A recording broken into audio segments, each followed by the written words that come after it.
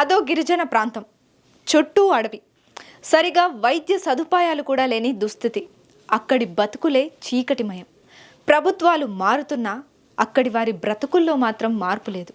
ఎవరో వస్తారు, ఏదో చేస్తారు అని కళ్ళు కాయలు కాచేలా ఎదురుచూసిన ఆ ప్రాంత ప్రజలకు చివరికి కన్నీళ్లే మిగిలాయి.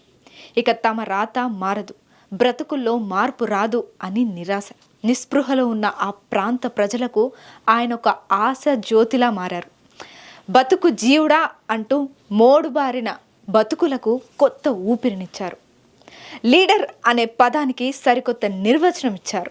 ఆయనే AP deputy CM Pawan Kalyan.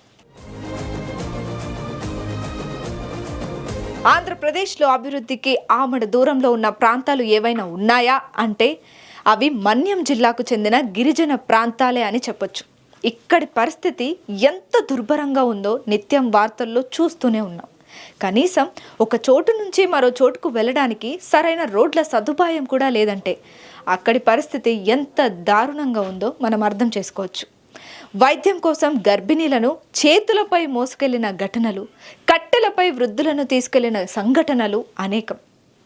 అయ్యా, తమ బతుకు ఇదే అంటూ ఆ అభాగ్యులు మొరపెట్టుకున్నా వారి గోడు విన్నవారే లేరంటే అక్కడి పరిస్థితి ఎంత దుర్భరమో ఇట్టే అర్థమైపోతుంది. ప్రభుత్వాలు మారుతున్నా అక్కడి బ్రతుకుల్లో మాత్రం మార్పు లేదు. ఇది చేస్తాం, అది చేస్తాం అంటూ హామీలు ఇవ్వడం వరకే పరిమితమవుతున్న నేతలు వాటిని ముందుకు తీసుకెళ్లడంలో మాత్రం వెనక్కి తగ్గుతూ వచ్చారు. అలాంటి క్లిష్ట పరిస్థితులు ఉన్న అక్కడి ప్రజలకు కొత్తగా అధికారంలోకి వచ్చిన కూటమి ప్రభుత్వం మళ్ళీ ఆయువు పోసింది. ముఖ్యంగా డిప్యూటీ సీఎం పవన్ చొరవతో అక్కడి బ్రతుకుల్లో మార్పు మొదలైంది. అప్పుడెప్పుడో ఆ ప్రాంత రూపురేఖలు మార్చుతానని మాటిచ్చిన ఆయన ఇచ్చిన మాట కోసం ఇప్పుడు వారి బ్రతుకుల్లో కొత్త వెలుగులు నింపుతున్నారు. అసలు నడకే గగనంగా ఆ ప్రాంతాలకు వాహనాలను పరిగెత్తించే రోడ్లకు శ్రీకారం చుట్టారు. తాజాగా పార్వతీపురం, మన్యం, అల్లూరి సీతారామరాజు జిల్లాలోని 9 గిరిజన గ్రామాల్లో 49.73 కోట్ల రూపాయలతో 48 కిలోమీటర్ల మేర రోడ్డు పనులకు పవన్ శంకుస్థాపన చేశారు. దీంతో గిరిజనుల్లో ఆనంద బాష్పాలు జాలువారుతున్నాయి. తమ గోడు విని తమ బాధలు తీర్చిన మొట్టమొదటి నాయకుడు పవన్ కళ్యాణ్ అంటూ గుండెల్లో పెట్టుకుంటున్నారు.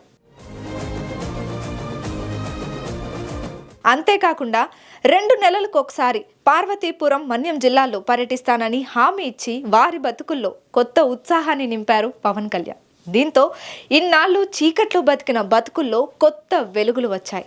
తాజాగా మన్యం జిల్లాలో పర్యటిస్తున్న ఆయన కిలోమీటర్ నడిస్తే కానీ సమస్యలు తెలియవనే ఉద్దేశంతో వర్షం పడుతోందని చెప్పినా కూడా వినకుండా నడుచుకుంటూ వచ్చానని పవన్ కళ్యాణ్ అన్నారంటే అక్కడి వారి బతుకుల్లో వెలుగులు నింపాలని ఆయన ఎంత ఆతృతగా ఉన్నారో అర్థం చేసుకోవచ్చు.